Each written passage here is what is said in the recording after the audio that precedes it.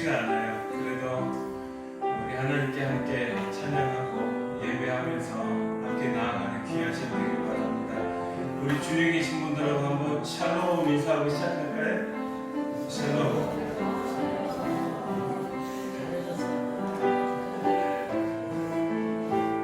주님의 성령 함께 찬양하며 나아갑니다.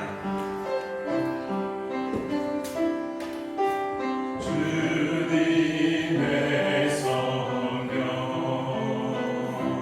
지금 이곳에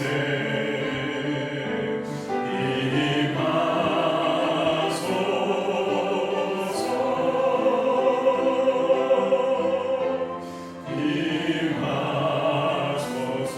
아멘. 주님의 성령 지금 이곳에 주님의 성령 지금 이곳에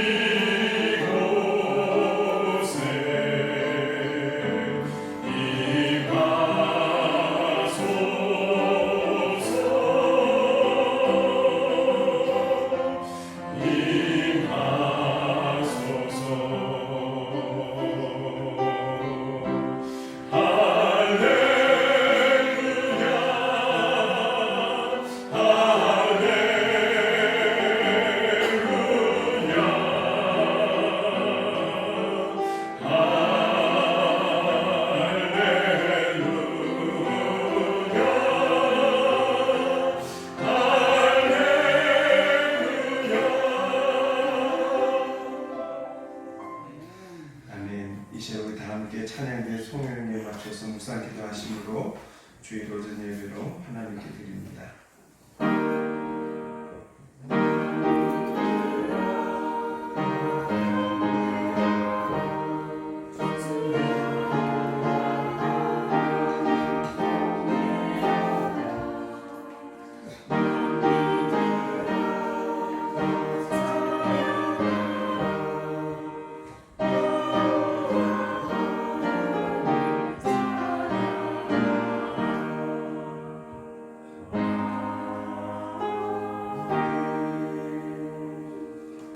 하나님 아버지, 아름다운 달 5월을 우리에게 허락해 주시니 감사합니다.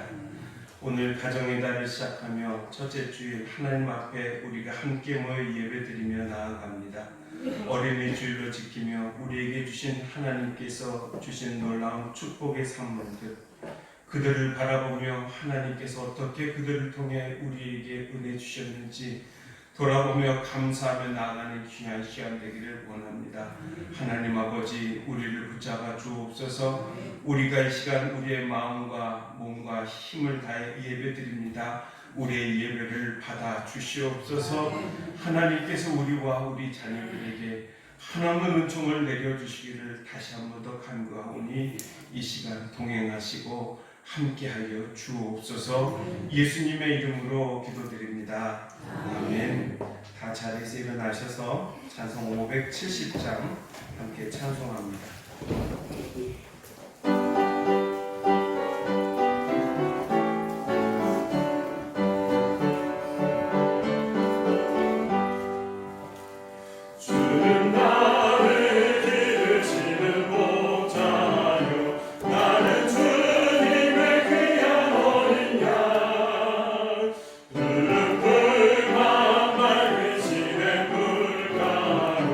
나를 늘 인도하여 주신다.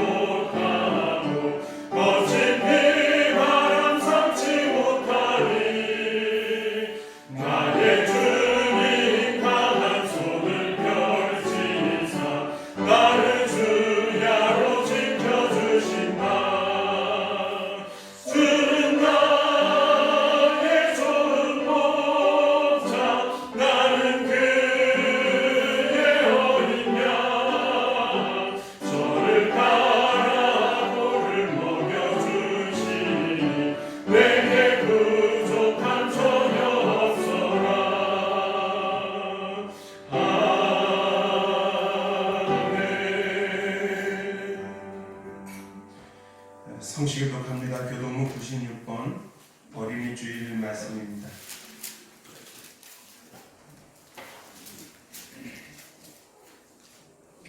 교동문 96번 어린이 주일 말씀 교독합니다. 보라, 자식들은 여호와의 기업이요 젊은 자의 자식은 장사의 수중의 화살 같으니 이것이 그의 화살통에 나타나는 복되도다. 이르시되 진실로 너희에게 이르노니 너희가 돌이켜 어린아이들과 같이 되지 아니하면 멸망고 천국에 들어가지 못하리라. 그러므로 누구든지 이 어린아이와 같이 자기를 낮추는 사람이 천국에서 큰 자니라. 또 누구든지 내 이름으로 이런 어린아이 하나를 영접하면 곧 나를 영접함이니. 또 아비들아, 너희 자녀를 노엽게 하지 말고 오직 주의 교훈과 훈계로 양육하라. 마땅히 행할 길을 아이에게 가르치라. 다 같이요. 그리하면 늙어도 그것을 떠나지 아니하리라. 아멘. 사도신경으로 우리의 신앙을 함께 고백합니다. 전능하사 천지를 만드신 하나님 아버지를 내가 믿사오며 그의 아들 우리 주 예수 그리스도를 믿사오니 이는 성령으로 잉태하사 동정녀 마리아에게 나시고 본디오 빌라도에게 고난을 받으사 십자가에 못 박혀 죽으시고 장사한 지 사흘 만에 죽은 자 가운데서 다시 살아나시며 하늘에 오르사 전능하신 하나님 우편에 앉아 계시다가 저리로서 산자와 죽은 자를 심판하러 오시리라. 성령을 믿사오며 거룩한 공예와 성도가 서로 교통하는 것과 죄를 사하여 주시는 것과 몸이 다시 사는 것과 영원히 사는 것을 믿사옵나이다. 아멘. 다 자리에 앉으셔서 찬송 564장 찬송합니다. 564장입니다.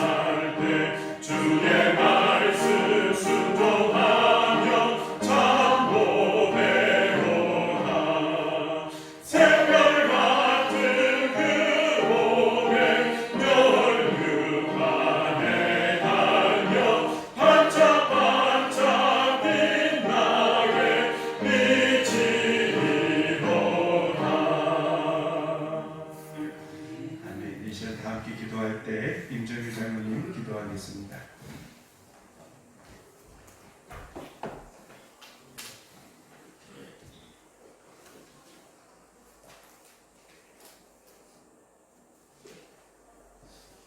어린아이 하나를 데려다가 그들 가운데 세우시고 앉으시며 제자들에게 이르시되 누구든지 내 이름으로 어린 아이 하나를 용접하면 곧 나를 용접하며 누구든지 나를 용접하면 나를 용접함이 아니요 나를 보내신 이를 용접함이니라. 아멘. 자비로우신 하나님 아버지, 오늘 기쁘고 즐거운 어린이 주일을 맞이하여 신령과 진정으로 예배드리오니 이 예배를 받아 주시옵소서. 저희들에게 주님의 사랑으로 가정을 이루게 해주시고 주님이 사랑하는 자녀를 주시니 감사드립니다. 주님, 저희들의 가정과 사랑하는 자녀를 위하여 기도드립니다. 주님께서 저희들에게 임하셔서 선물로 주신 귀중한 자녀들을 참되고 순수한 어린이답게 주님의 계명 법도로서 잘 양육하게 하옵시고 저희들의 자녀가 주님의 일꾼으로 성장하게 하옵소서. 하나님 아버지, 죄악과 방탕의 유혹이 범람하는 이 험한 세상에서 저희 자녀들을 지켜주시고 주의 지팡이와 막대기로 인도하여 주시옵소서. 저희 자녀들의 마음밭에 주님의 복음과 진리의 씨앗을 뿌려주시고 성령의 크신 능력으로 성장시켜 주셔서 그들의 영과 육이 강건한 자녀들로 자라게 축복하여 주시옵소서. 은혜로우신 주님, 그들의 호흡과 맥박 속에 주님을 모시고 사는 생활이 되어서 이 나라와 이 교회와 역사를 짊어지고 나가는데 부족함이 없게 하시며 주님의 큰 일을 감당하기에 부족함이 없는 천국의 백성이 되도록 축복하여 주시옵소서. 사랑과 은혜가 풍성하신 하나님 아버지, 북한의 어린이를 위하여 기도드립니다. 주님이 모르는 불우한 환경과 가난으로 고생하는 어린이들이 많이 있사오니 그들을 불쌍히 여기시고 주님께서 친히 품어주셔서 정상적으로 자라나는 주님의 어린 백성들에게 축복하여 주옵소서. 저희들은 모두가 그들을 내 자녀같이 사랑하며 도우며 기도할 수 있는 믿음의 허락을 하여 주셔서 하나님 앞에 이 민족의 소인 통일을 복음으로 이루어지게 하여 주시옵기를 간절히 기도드리옵나이다. 주님, 저희 부모들이 어린이들을 보살피고 교육시킬 때 신앙적인 분위기 속에서 자라날 수 있도록 신앙의 모험이 되는 부모님들이 되게 하옵소서. 저희들에게 사무엘을 주님께 바친 한나와 같은 믿음을 갖게 하시고 믿음의 조상 아브라함과 같이 아들 이삭을 주님께 바치려 했던 그 믿음을 저희에게도 본을 받을 수 있도록 저희 마음을 주장하여 주시옵소서. 이 예배가 어린이 주일을 기념하는 하는 단순한 예배가 되지 말게 하시고 어린이나 어린이 주일을 맞이하여 새로운 믿음을 결단할 수 있는 예배가 되게 하여 주시옵소서. 이 나라와 이 민족을 위하여 기도드립니다. 코로나19로 인하여 많은 사람들이 죽고 병들어 치료받는 사람이 많이 있사옵나이다. 이 나라 민족의 죄를 용서하여 주옵시고 병든자에게 완치의 회복을 주옵시고 코로나19가 물러나게 도와주시옵소서. 그리하여 이 나라 사회, 경제, 정치가 안정되어서 이 나라가 하나님을 영원하게 하는 나라로 세워주시옵기를 간절히 바라고 원하옵나이다. 이 시간 주님께서 귀에 쓰시는 주님의 종 장혜연 목사님을 세워주심을 감사드립니다. 목사님을 영육간에 강건하게 하옵시며 성령 충만하여 사랑하는 성도들을 잘 영역하게 하옵소서. 목사님 하시는 사역에 돕는 손길이 많이 있게 하여 주시옵소서. 이 시간 목사님을 통하여 우리에게 주신 자녀 속에 하나님의 말씀이 있다는 말씀을 전하실 때 주님께서 기뻐 받아 주옵시고 사랑하는 성도들이 아멘으로 화답하게 하옵소서.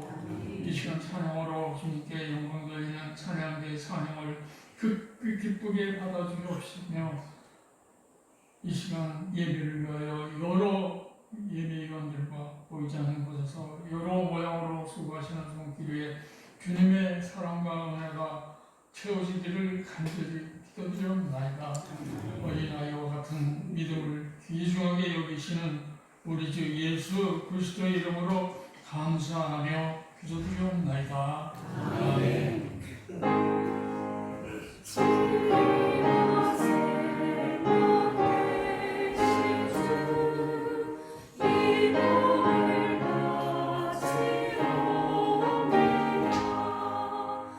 믿음과 소망 사랑에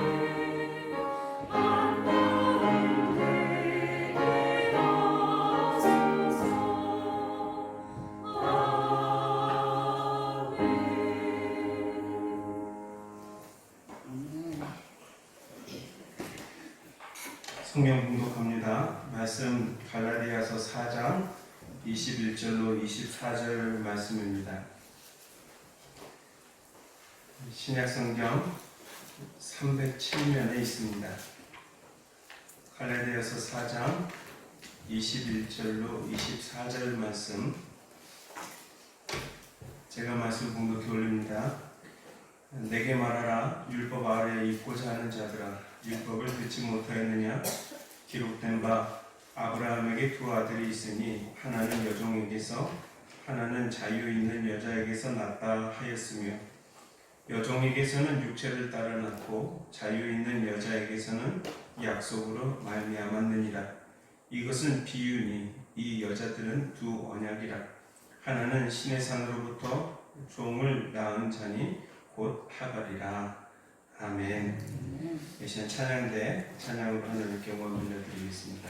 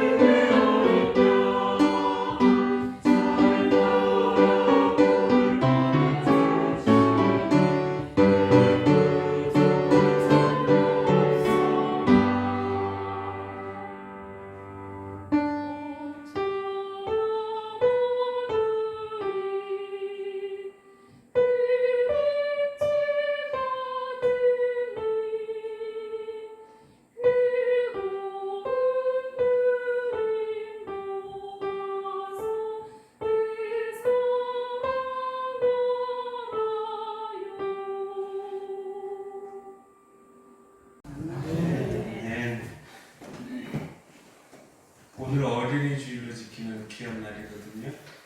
그런데 아이들이 없죠. 왜 아이들이 없게요? 어린이 주일날 애들 옆에다 드리고 예배 드리는 게 우리는 좋은데 이 녀석들이 얼마나 부담이 되는지, 지난주에 함께 예배 드리면서 다음 주일 어린이 주일이니까 따로 예배 드리게 해줄게 그랬더니 애들이 신나대요. 어른랑 같이 안 하고 자기들끼리 예배 드리니까 그렇게 좋다는 거예요. 그래서 지금 밑에서 아마 떠들고 있을 겁니다. 어린이 주일날 아이들이 그렇게 예배들이 함께하는 게 얼마나 좋은지 모르겠어요. 오늘 이 자리에 함께 있는 어린이에게도 하나님의 크신 은총이 충만한 줄을 믿습니다. 어린 적이 없었던 사람 한 분도 없죠. 그냥 갑자기 어느 날 뻥튀기처럼 뻥 하고서 태어난 거 아니잖아요. 다 어린아이기로 태어났다가 그에게 자라나가지고 학생이 되고 청년이 되고 장년이 되고 그래서 지금 이렇게 입모양으로 있는 거 아니에요? 한번 옆에 분 얼굴 한번 보실래요? 어린아이 얼굴이 보이는가? 왜 웃으세요? 어린아이 얼굴을 볼 수 있다면 그것보다 더 아름다운 게 어디 있겠어요? 이 어린이 주일을 지키는 것이 바로 우리 어린아이에게 귀한 양약이 되고 좋은 시간이지만 동시에 우리들에게는 우리가 어떻게 우리의 자녀들을 우리의 손주들을 잘 돌볼 수 있을지 그리고 내 어린 동심 내 마음속에 있던 동심 그것을 다시 불러 일으키면서 하나님 아버지의 사랑을 받는 자녀 나이가 50, 60, 70, 80이 돼도 하나님의 자녀 맞잖아요. 그 하나님 앞에서 자녀로서 서는 것이 얼마나 큰 은혜인가를 오늘 기억하고 함께 나누는 귀한 주일 되길 바랍니다. 꽤 오래됐습니다만 미국의 CBS 방송이 있습니다. 거기에서 쇼 프로그램을 진행했던 아주 유명한 분이 있어요. 그분이 썼던 책 중에 기가 막힌 아이들이라는 책 제목으로 쓴 책의 앞부분에 실린 이야기가 오늘 주보 앞면에 컬럼란에 쓰여져 있는 나입니다. 생전 처음 어떤 4살밖에 아이가 어느 농장을 방문하게 됐다 합니다. 근데 그 농장에 방문하니까 양떼들이 꽤 많은 거예요. 생전 처음 본 거죠. 그래서 양떼에 가서 그 아이가 4살짜리 아이가 그 양떼를 만지면서 용기를 내서 만지면서 무슨 말을 하는지 아세요? 거기 써놓은 말이 있어요. 야, 사람들이 담요를 뜯어다가 이 양을 만들었구나 그렇게 얘기하더라는 거예요. 왜 그러느냐? 우리나라는 좀 안 그런데 미국 같은 경우에는 양털로 담요 같은 걸 만들고 카펫 같은 걸 많이 만드니까 사람들이 그것을 뜯어다가 이 양을 만들었구나 그렇게 생각했답니다. 엉뚱한 소리를 하는 거죠. 그래서 이 소리를 듣고 있던 사람이 엉뚱한 이야기한 아이에게 질문을 합니다. 너 혹시 동생 있니? 그랬더니 동생 없대요. 하지만 이 아이 엉뚱한 대답을 합니다. 하지만 동생 만드는 법을 나는 알고 있어요. 그랬더니 그 쇼 진행자가 어떻게 만들지? 그랬더니 그가 대답을 합니다.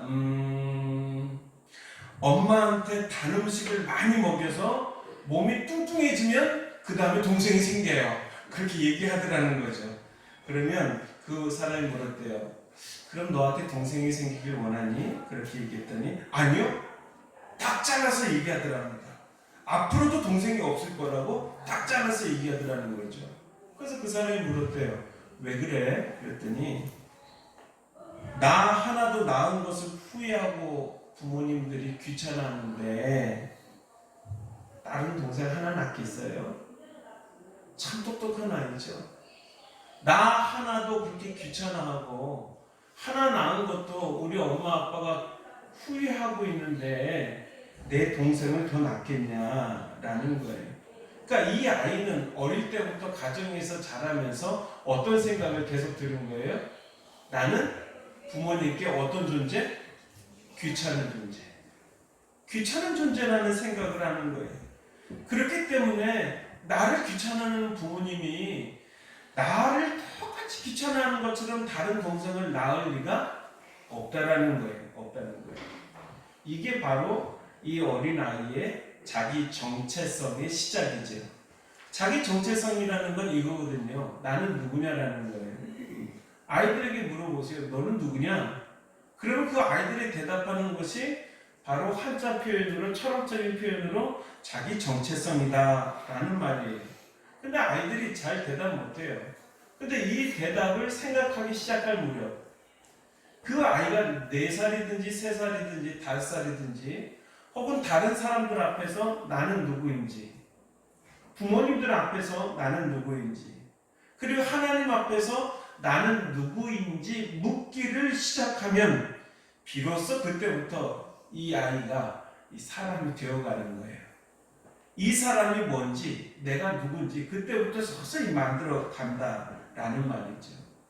근데 여러분, 아이들 기르고 또 뉴스에서 많이 보고 삶 현장에서 많이 듣는 이야기 있죠. 저놈은 안 돼. 그 아이들을 가르쳐서 뭐라고 그래요? 문제야라는 딱지를 붙이잖아요. 저 녀석은 문제야다. 도무지 안 된다라는 거예요. 그런데 어릴 때 문제야라고 딱 찍힌 아이가, 이 아이가 조금 철이 든 것 같아서 돈도 벌었어요. 공부도 욕심이 있어서 공부도 많이 했어요. 사회적으로 보면 성공한 것 같아서 그 성공한 것 때문에 사람들이 얼마나 그 사람을 좋아하는지 몰라요. 그런데 어느 면 딱 보면은 쟤는 여전히 안 돼. 텔레비전에 TV 동창들 만나는 이야기들을 가끔 제가 보거든요. 어떻게 하다 보면 뭐 30년 만에 40년 만에 어릴 때 만났던 동창들을 만나가지고 함께 모임을 갔는데, 그때 그 친구들이 하는 얘기는 뭐예요? 쟤 어릴 때 어땠다고? 쟤 어릴 때 그러더니 지금도 똑같네. 그런 얘기들을 되게 많이 하더라는 거죠. 어릴 때 그랬더니 지금도 똑같다라는 그런 얘기를 하는 거예요. 근데 문제아라고 불렸던 아이들, 그 사람은 장성하고 좀 성공한 것 같은데도 뭔지 모를 사고치는 경향이 있어요. 왜 그런지 모르겠어요. 도대체 왜 그럴까? 사회학자들이 궁금하잖아요. 상담하는 사람들이.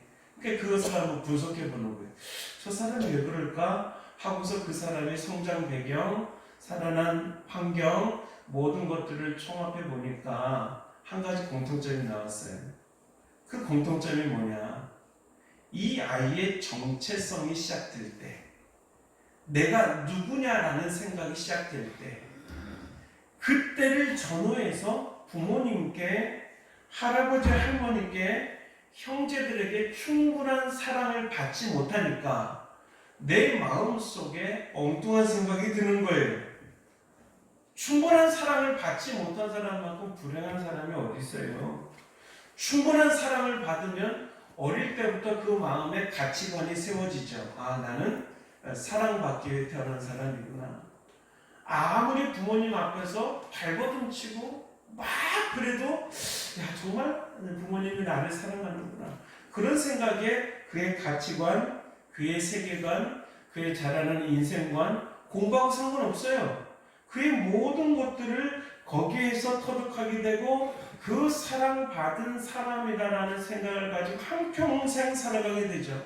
그 사랑이 이 아이에게 얼마나 좋은 양분이 되고 자라났는지를 몰라요.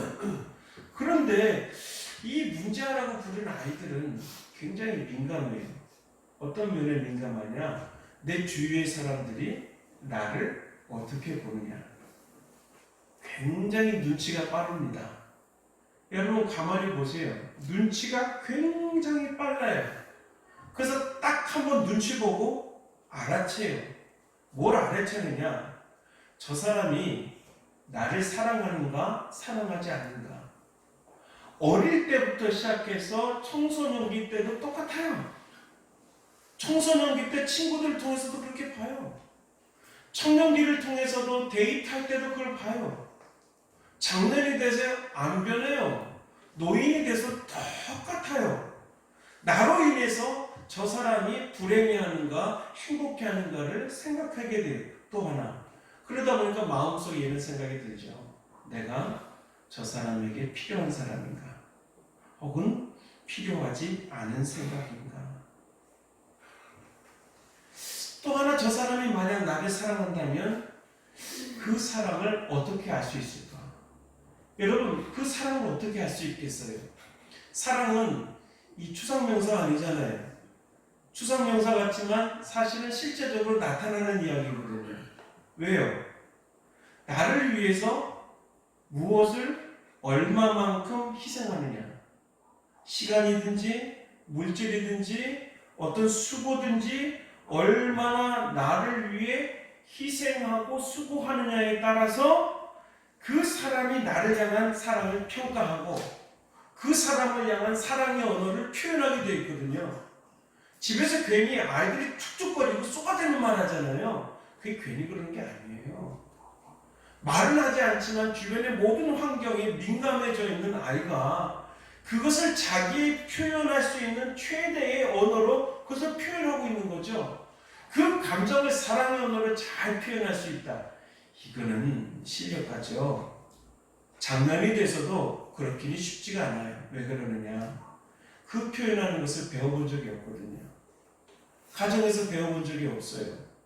학교에서 그런 사랑의 방법을 표현하는 걸 배워요? 무슨 말씀이세요? 배워본 적이 없으니까 어릴 때 문제야. 거기에 찍혔던 표현들이 계속해서 그 표정으로 그 말로 계속 드러나게 되는 거죠. 어느 목사님이 미국에서 유학하던 시절에 어느 한 가정에 방문하게 됐답니다. 미국은 대체적으로 이렇게 독립된 가정으로 사는 집이 많잖아요. 아파트 말고. 그래서 독립된 가정에 사는 그 집에 찾아가서 꽤 오래된 일입니다만 그 아이가 인도해주는 그 집의 지하로 가봤더니 지하의 세상에 장난감 박물관이랍니다. 장난감이 기가 막히게 많더라는 거예요. 그랬더니 이 목사님은 어릴 때부터 우리나라 힘들 때 누가 장난감 갖고 큰 사람이 있겠어요. 그냥 자치기하고 나뭇가지 몇 개 엮어가지고 만들었는데 그 장난감들 보니까 너무 좋아가지고 아이들한테 이런 얘기를 했대요. 야, 니네 좋겠다. 어떻게 이렇게 장난감이 많니? 그랬더니 그 집의 아이들이 싱긋싱긋 웃으면서 하는 말이 이렇더랍니다. 엄마 아빠가 놀러 갈 때 우리를 떼놓고 가느라 사다 준 장난감이 저만큼입니다. 얘기하더라는 거예요. 놀러 갈 때 엄마 아빠가 장난감 하나 사주면서 이거 갖고 잘 놀아. 그동안 엄마 아빠 어디 갔다 올게. 그러면서 갖다 놓은 사준 장난감이 꽉 찼다는 거예요. 그럼 그만큼 부모들이 이 아이를 어떻게 했다는 거예요? 불편하다는 거죠. 언제요? 우리끼리 좀 놀고 싶을 때 너희들이 좀 불편하니까 장난감 사줄 테니까 너희는 집에서 그 좋은 장난감 갖고 놀아. 그럼 이 아이들이 생각이 뭐예요? 나는 부모님께 어떤 존재? 불편한 존재. 거기에서 무슨 사랑을 느낄 수가 있겠어요? 서론은 좀 깁니다만 오늘 본문의 이야기가 그런 면에서 좀 보았으면 좋겠어요. 오늘 본문에 두 아들의 이야기가 나옵니다. 잘 아는 대로 아브라함의 가정입니다. 이 이야기는 바울이 얘기하면서 비유로 이야기했다.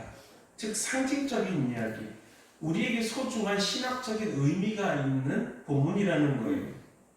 오늘 말씀에 등장하는 아브라함의 자녀는 누구죠? 이스마엘과 이삭이에요. 근데 사실은 아브라함에게 이 두 아들만 있었던 게 아니에요. 후처로 얻었던 그두라에게서 6명의 아들이 더 낳거든요. 그런데 왜 두 아들을 이야기하느냐? 그 두 아들을 이야기하는 것은 그 출발점이 다르다는 거예요.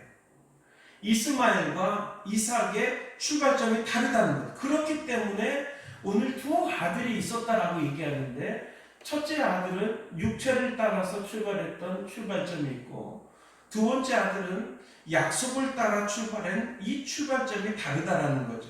첫 번째 이스마엘을 보시죠. 우리가 잘 알듯이 이스마엘이라는 아들은 아브라함의 미성숙한 신앙에서 얻어진 산물이에요. 하나님께서 아브라함에게 말씀하셨죠. 너는 네 고향을 떠나서 내가 너에게 알려줄 땅으로 가라. 떠났단 말이에요. 그때 하나님께서 아브라함에게 해주셨던 약속이 뭐예요? 내가 너에게 알려주겠다. 네 자손으로 하늘의 별과 같이 바닷가의 모래와 같이 만들어주겠다. 그 약속을 받고 떠났는데 자녀가 안 생겨요.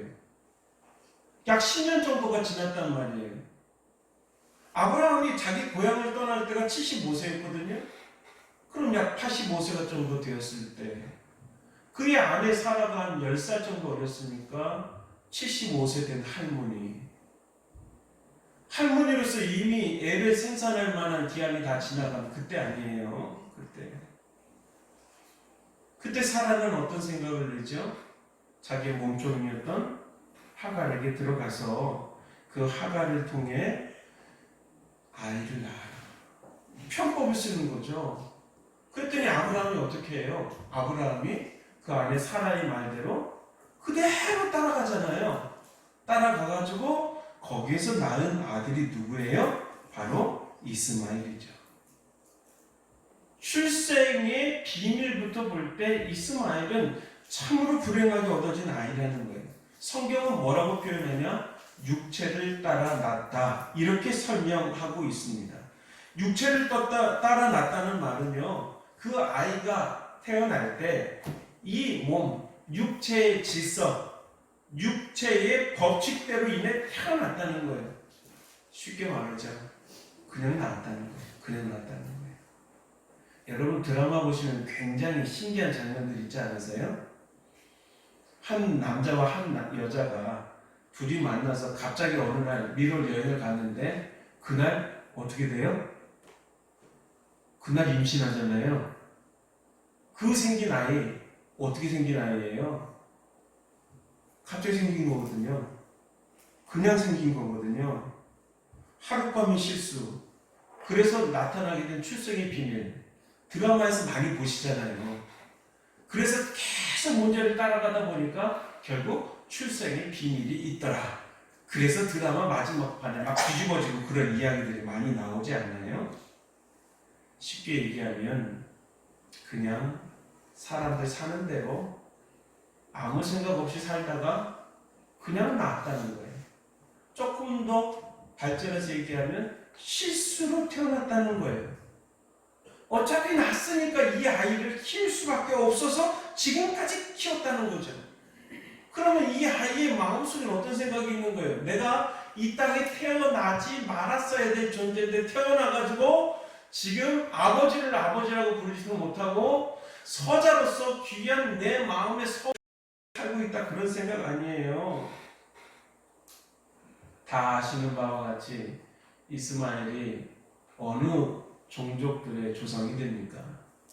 이스마엘의 후손들이 그 지역에, 지금 팔레스타인 그 주변에 있는 아랍 지역의 조상이 되잖아요.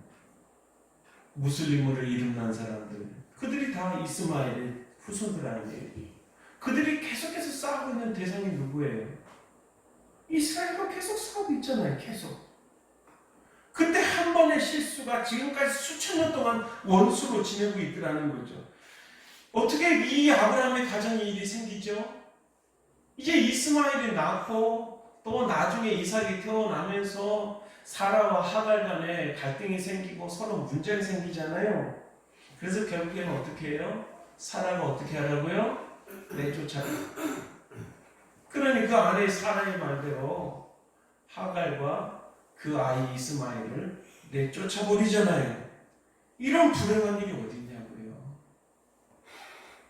어느 상담실에 어린아이가 찾아왔답니다. 너 왜 왔니? 그랬더니 저 상담하러 왔어요. 그러더랍니다.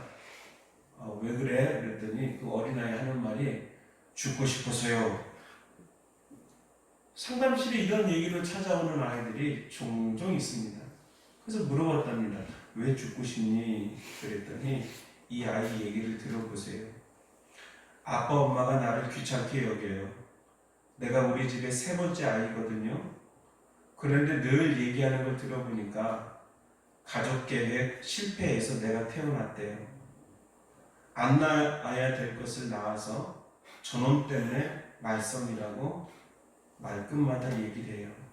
나는 살 필요가 없는 거 아니에요? 그러면서 어린아이가 상담실에 와가지고 상담하는 분께 이야기를 하더라는 거죠. 기가 막힌 이야기 아니에요? 우리는 자녀들을 보면서 우리의 삶을 생각하면 이런 것을 기억해야 돼요. 태어나지 말았어야 될 자녀, 아주 귀찮게 여겨지는 자녀, 그 자녀가 바로 육체를 따라난 자녀다. 참 불행하죠. 얼마나 불행한지 몰라요. 두 번째로 오늘 본문 보면은 이삭은 어때요? 이삭은 약속으로 말미암았다, 그렇게 이야기합니다. 출생의 방법이, 이스마엘은 육체적인 방법을 따라서 뜻하지도 않게 그렇게 태어났다면 이삭은 그 출생의 비밀이 초자연적이라는 거예요.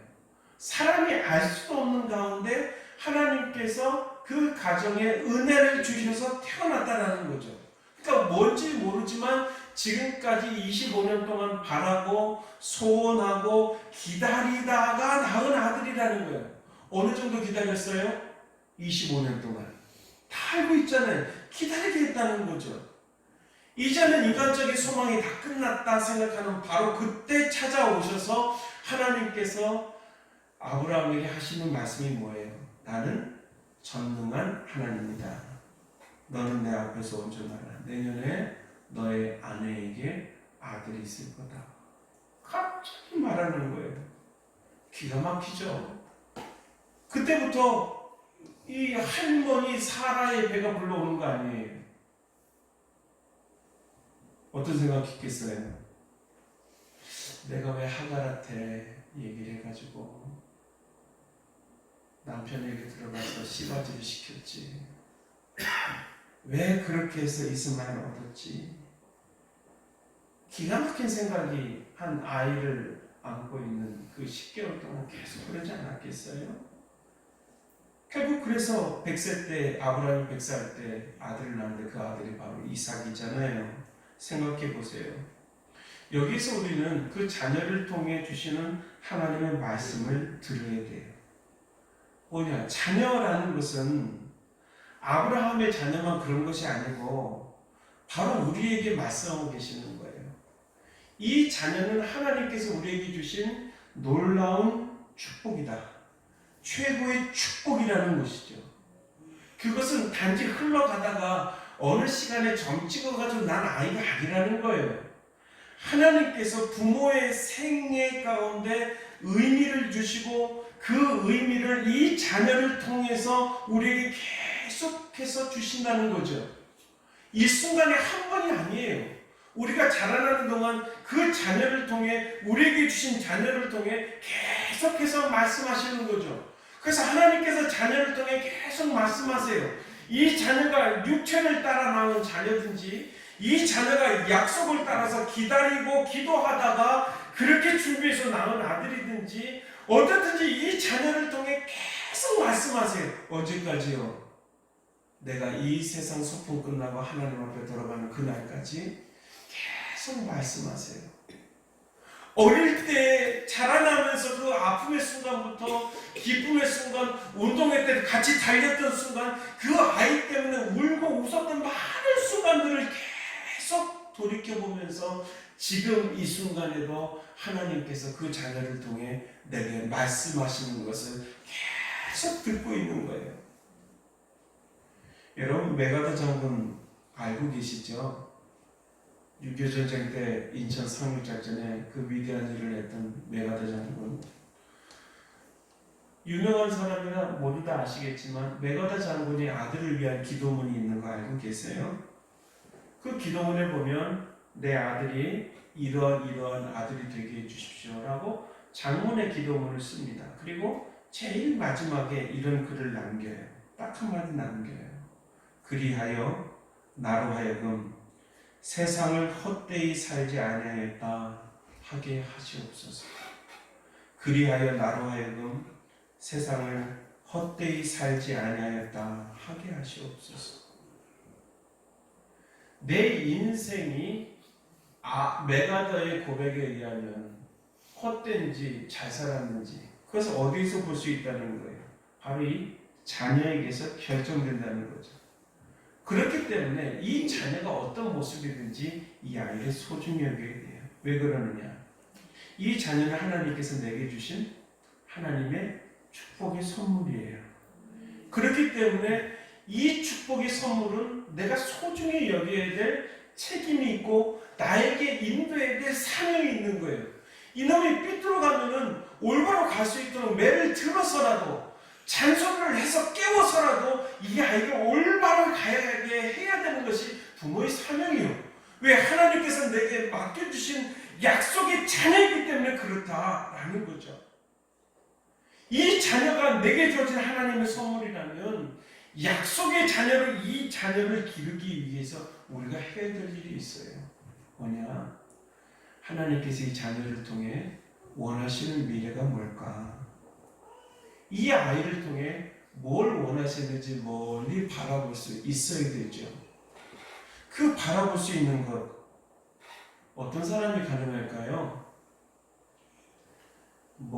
교육학 이야기를 많이 배우고, 육아 비법을 잘 배우고, 어떤 책자를 많이 읽어서 이 아이를 잘 기르고 약속의 자녀처럼 멀리 바라보게 할 수 있다고요? 조금 할 수 있어요, 조금. 그러나 그 아이를 멀리 바라보고 미래를 나눌 수 있도록 함께 축복하고 이야기하고 함께 할 수 있는 그 근본적인 비결은 하나님으로부터 와요. 하나님께서 다니엘에게 지혜와 총명을 주셨던 것처럼 그의 부모에게 지혜와 총명을 주셔서 받은 지혜와 총명으로 이 아이를 어떻게 키워야 될까? 그 생각하고 하나님 앞에 기도하고 하나님 앞에 무릎 꿇고 예배드리면서 서로 손을 잡고 축복하며 함께 나아갈 때 이 자녀를 통한 미래의 일들을 한 가지 발견하게 되죠. 그렇다고 부모가 다 알아요? 천만에요. 몰라요. 저희 가정에도 아이 넷이 있지만 이 아이들 넷의 미래 모르겠어요. 전 이 아이들 어떻게 성장할지 잘 모르겠어요. 어떻게 키워나갈지 잘 모르겠어요. 때로는 답답해요. 이것저것 지내는 모습 보면 마음이 뭔가 좀 체한 것처럼 답답하고, 그러니까 그런 일이 있을 때는 방법이 없어요. 산에 올라가서 야호 외치는 것도 아니고요. 자전거 페달 힘차게 밟는 그것도 아니고요. 방법이 없어요. 그럴 때는 그냥 새벽에 일어나서 저 밑에 그 자리에 기도하던 자리에 무릎 꿇고 그냥 엎드리는 거예요. 그렇다고 답이 나오는 건 아니에요. 근데 하나님께서 이 아이들을 통해서 어떻게 그 미래를 인도하실지 구체적인 방법은 모르겠지만 하나님이 인도하시겠구나 라는 마음에 나도 모르는 확신이 생겨요. 그럴 때 그것을 가리켜서 뭐라고 하느냐? 하나님께서 내게 선물을 주시는구나. 나는 모르겠지만 하나님께서 인도해 나가실 하나님에 대한 확신을 주시는구나 라는 것을 발견하게 되죠. 그러니까 그 다음부터 내 자세는 어떻게 변해야 되는 거예요?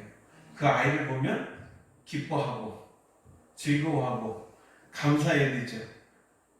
그래서 말끝마다 어떤 말이 나와야 돼요? 참, 너 때문에 우리가 행복해. 너만 보면 얼마나 즐거운지 몰라. 네가 자라나는 걸 보는 게 우리 부모의 삶의 최고의 행복이야. 그렇게 말하면 좋겠죠. 원론적인 이야기입니다만 이렇게 항상 얘기하면 좋겠는데 삶의 현장에 가서 딱 부딪히면 그 소리는 싹 사라지고 내 입에서 나오는 얘기가 뭐예요? 이런. 그래서 가슴을 치면서 얘기를 해도 그냥 한숨이 나오죠. 그러나 그런 갈등이 있는 가운데도 이 아이가 하나님께서 내게 주신 이 약속의 자녀로 생각하고 이 아이를 어떻게 하면 더 사랑해 줄 수 있을까 생각하게 되는 거죠. 우리의 과거를 좀 돌아봐도 그래요. 우리 옛날 어른들 어린들 양육법에 대해서 배워본 적이 있으세요? 교육학 얘기 우리 어머님 아버님 어디서 배워본 적 있으세요? 그냥 이것저것 아무것도 모르지만 그 아이 기르면서 잘 양육하지 못하더라도 밭에 일을 해야겠고 그러니까 이제 기저귀 차고 덜렁거리는 놈 새끼줄에 묶어가지고 나무에다 매놓고 눈에 보이는 데 놓고 밭에 가서 일하고 그렇게 하면서 아이들 키운 그런 자녀들 아니에요. 단지 그 부모님들에게 있다면 어떤 마음이에요? 그 아이를 사랑하는 마음. 말하지 않아도 표현하지 못해도 그냥 그 사랑 하나에 받으면 그 아이가 뭘 배웠는지 모르겠지만 계속해서 이 아이가 잘 자라왔단 말이에요. 오늘 말씀을 보니까 육체를 따르는 자녀도 있고 사실은 그 자녀가 나일지도 모르겠다라는 거예요. 그냥 태어난 사람 나일지도 모르겠다. 6남매 중에 셋째로 태어난 내가 그일지도 모르겠다. 7남매 중에 태어난 내가 그일지도 모르겠다.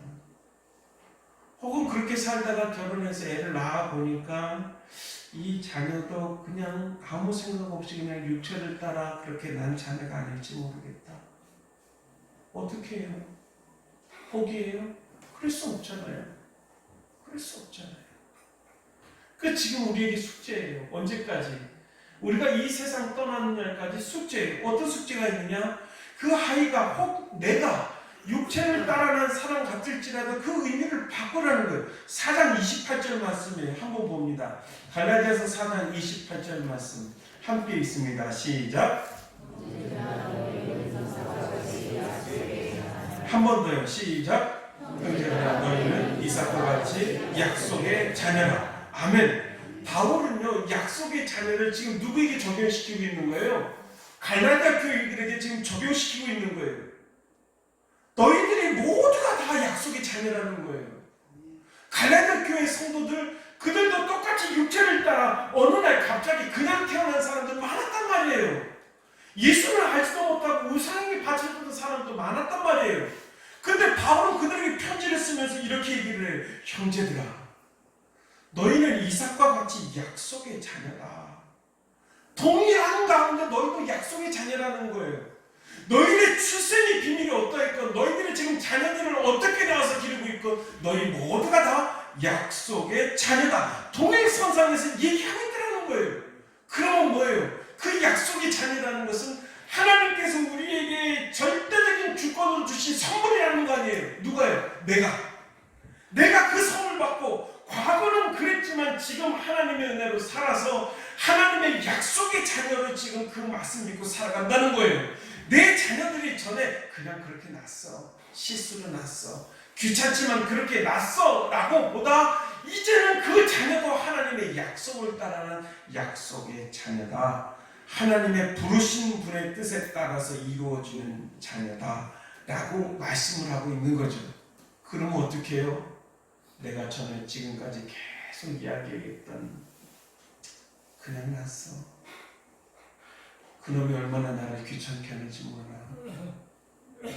얼마나 내게 불편한지 몰라. 거듭나야 돼요. 거듭나야 된다는 거예요. 28절에서 얘기하잖아요. 형제들아 너희는 이삭과 같이 약속의 자녀다. 나만이 아니요. 나와 내 자녀들도 동일하게 약속의 자녀라는 거예요. 이게 거듭나야 된다는 얘기란 말이에요. 우리 자녀들도 다시금 하나님께서 내게 주신 소중한 자녀라는 것을 지금 십자가 앞에서 다시 고백되어지고 이 자녀를 하나님의 은혜를 따라 양육하는 일들이 오늘 우리에게 필요하다는 거예요. 지금까지 어떻게 살았든 상관없어요. 오늘 말씀을 기억하세요. 형제들아 너희는 이삭과 같이 약속의 자녀다.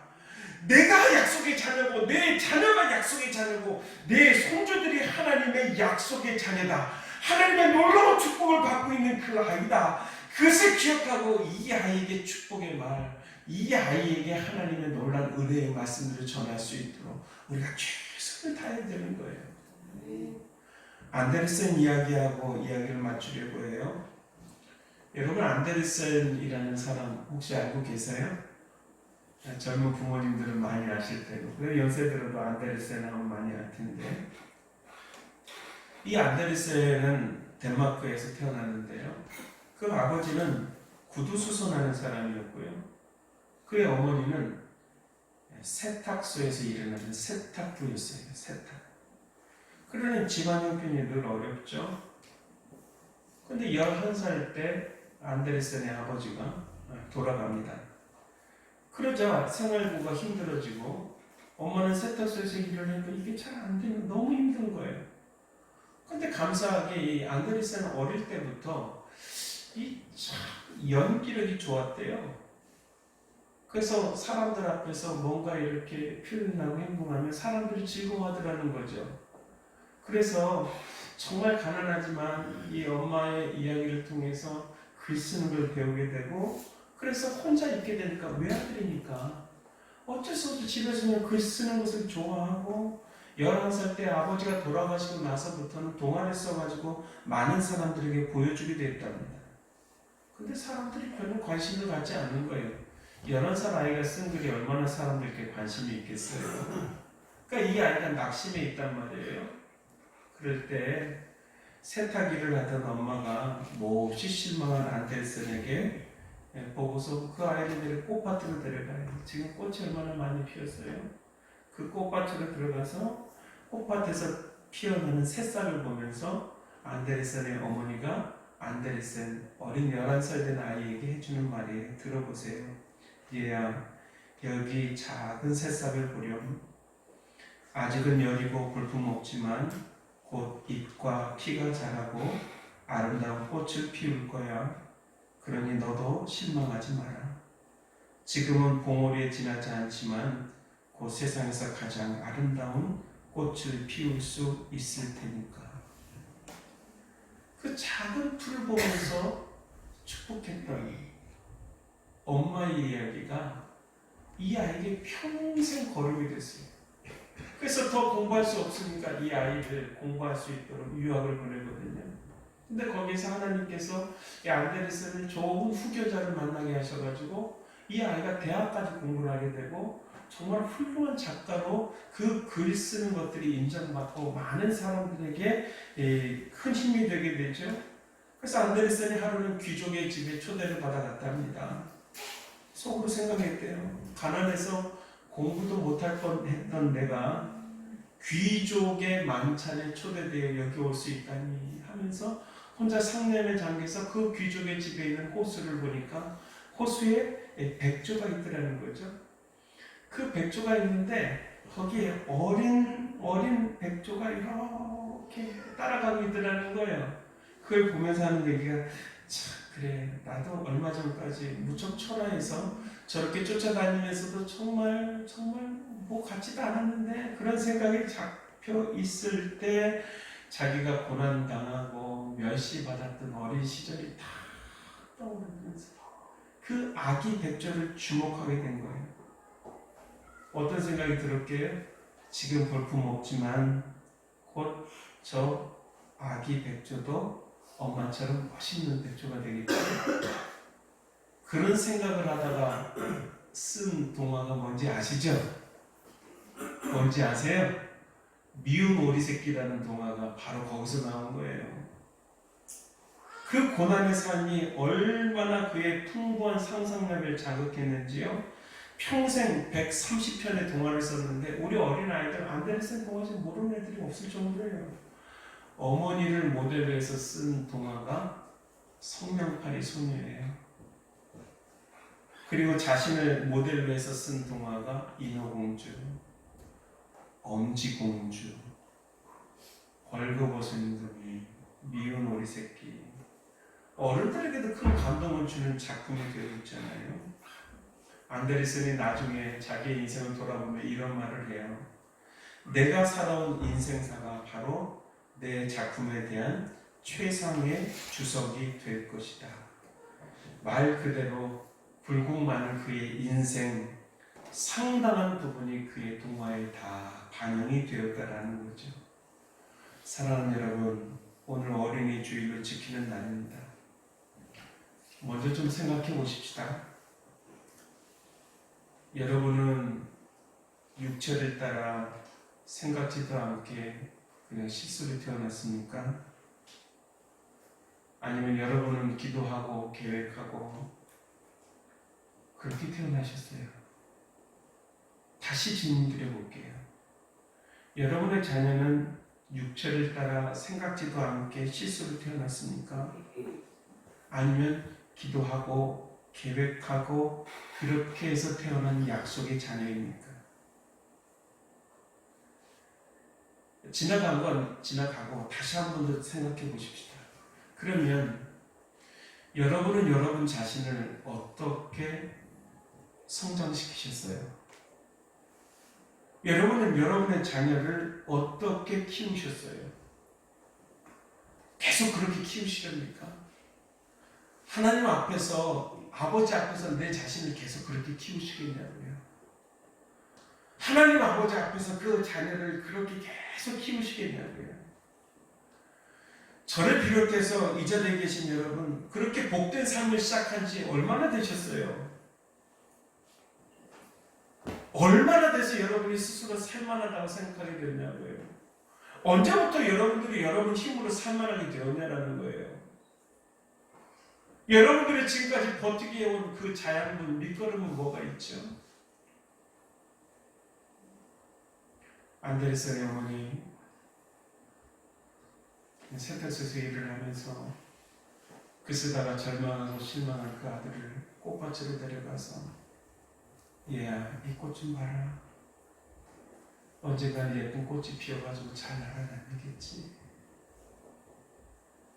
그 이야기 지금 여러분 해줄 수 있지 않으세요? 여러분이 살아온 인생의 경험들을 자녀들에게 이야기해 줄 수 있지 않으세요?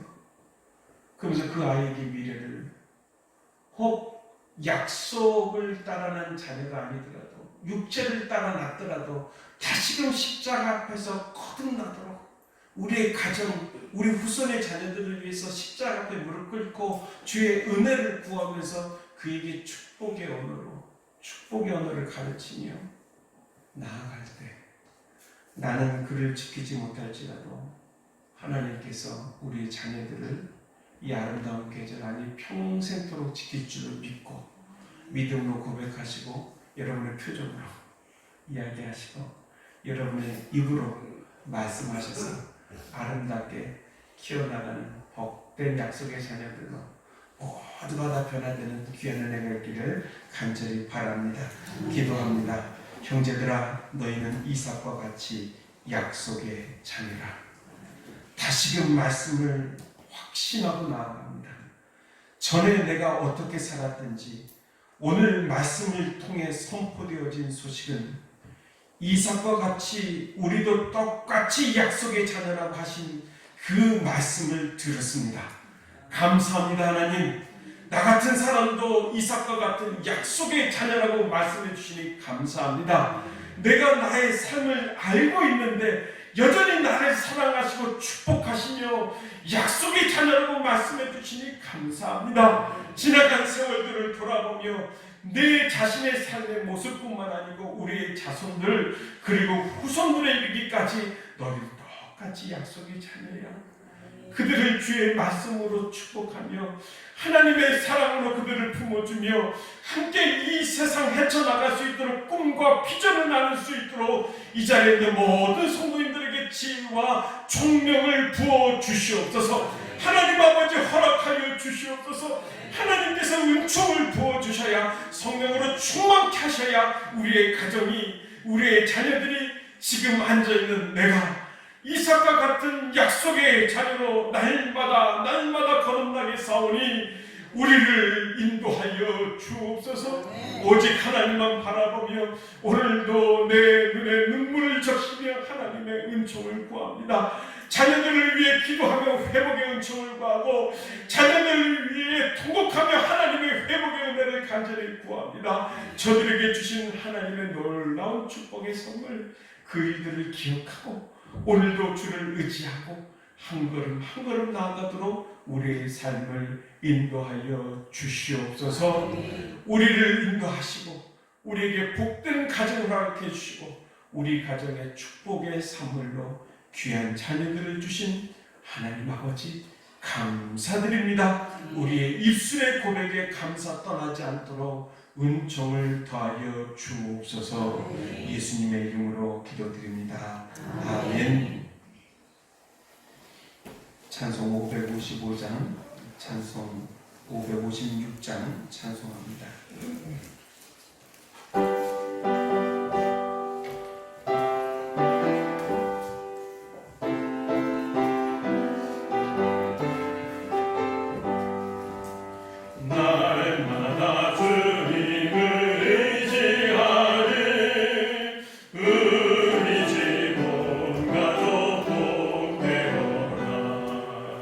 함께 모여서 찬양하리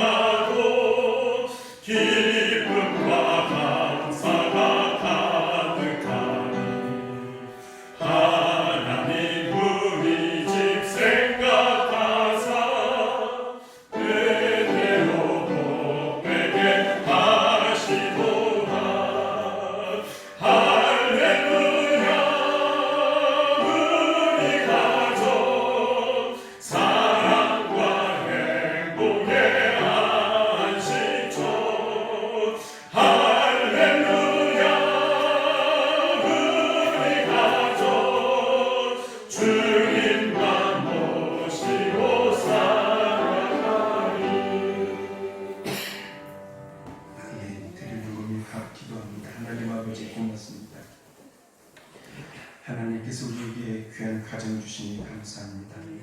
우리 가정이 그렇게 사랑과 행복의 안식처 되기를 간절히 원합니다.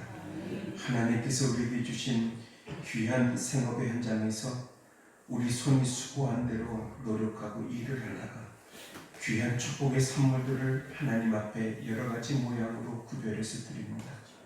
아버지 하나님 11조로 드립니다. 사랑하는 성도들의 눈물이 있습니다.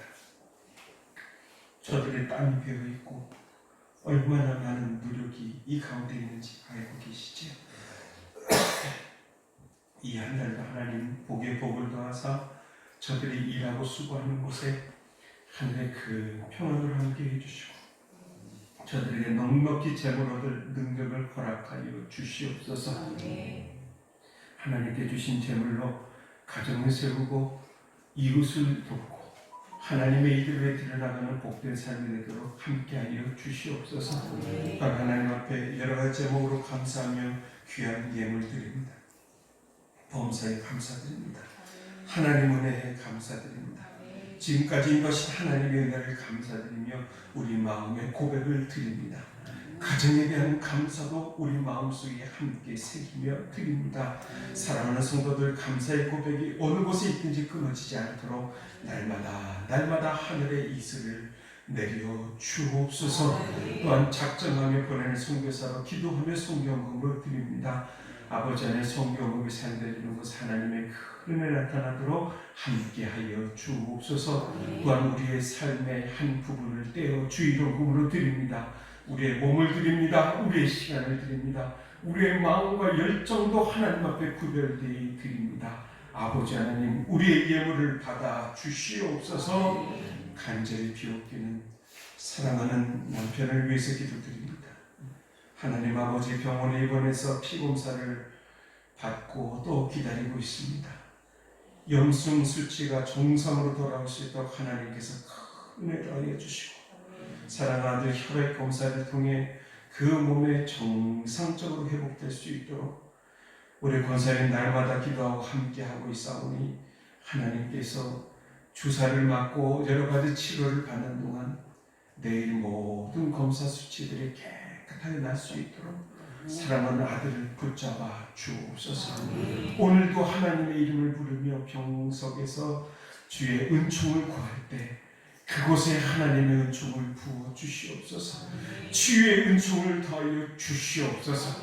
가정에서도 주의 은총을 바라보고 하나님의 은혜를 구하는 사랑하는 성도들 노안과 여러 가지 질병으로 함께 있지만 그러나 주의 치유의 은혜를 구할 때 오늘 함께하여 주시고 귀한 은혜 가운데 꼭 세우시고 함께하여 주옵소서. 이 복된 힘을 주님 기억하여 주시고 성도들의 걷는 걸음마다 하나님의 아름다운 축복의 산물들 가정과 생업의 터전 어느 곳이든 넘쳐나도록 함께하여 주옵소서. 예수님의 이름으로 감사하며 기도드립니다. 아멘.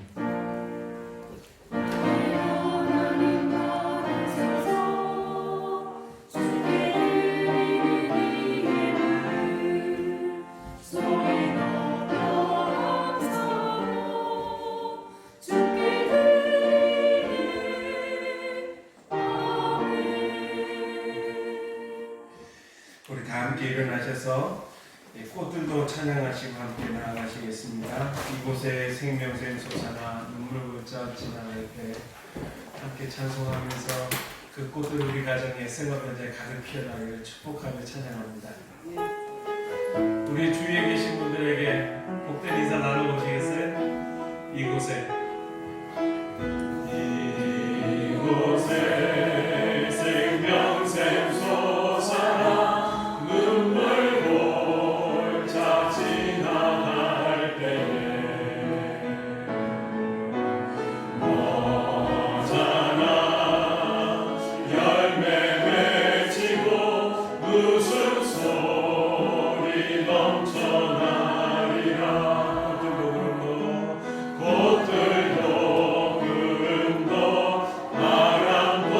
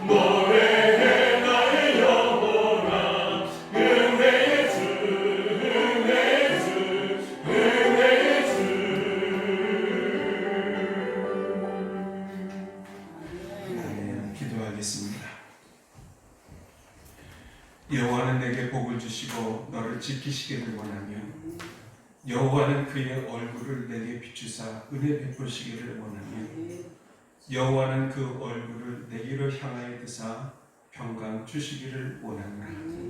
이제는 우리 주 예수 그리스도의 은혜와 하나님 아버지의 사랑과 성령의 교통하심이 우리 자녀들을 통해 오늘도 말씀하시는 하나님의 음성을 듣고 그 말씀에 아멘하며 화답하고 그 말씀을 따라 나아가기로 다짐하고 결단하는 사랑하는 성도들과 성도들의 가정과 생업 위에 우리 교회와 우리 마을과 우리나라와 민족 저 북녘 땅에 오늘도 주의 이름을 부르는 백성들과 어린 자녀들 위해 그리고 오늘도 주의 말씀을 감당해서 우리나라 농어촌 상강격지에서 또 도시에서 개척교회로 전 세계 땅까지로 주의 말씀을 감당하고 전파하는 주의 사역자들과 코로나19로 인하여서 생명 최전선에서 오늘도 고생하는 의료진들과 방역당국 모든 수용되는 사람들과 저 강원도의 산불로 인해서 고통받는 이들 그리고 오늘 함께하길 원하는 갑자기 육체적인 질병으로 인하여서 병원에 입원해서 주의 취하심을 구하고 있는 장로님과 또 가정에서 치유를 원하고 주의 은총을 구하는 사랑하는 성도님들과 오늘도 함께하길 원하나 여러 가지 걱정과 일들로 함께하지 못한 사랑하는 성도들을 위해 이제부터 영원토록 함께 있을지어다. 아멘.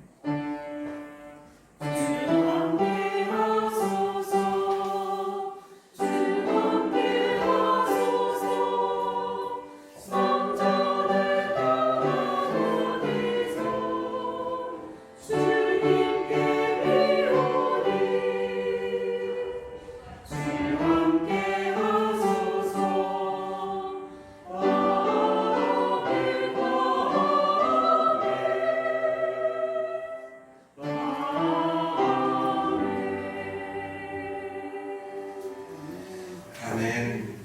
우리 주위에 계신 분들 함께 축복의 인사를 나누겠습니다. 감사합니다. 오늘 참 잘 오셨습니다. 평안의 인사를 좀 나누시죠.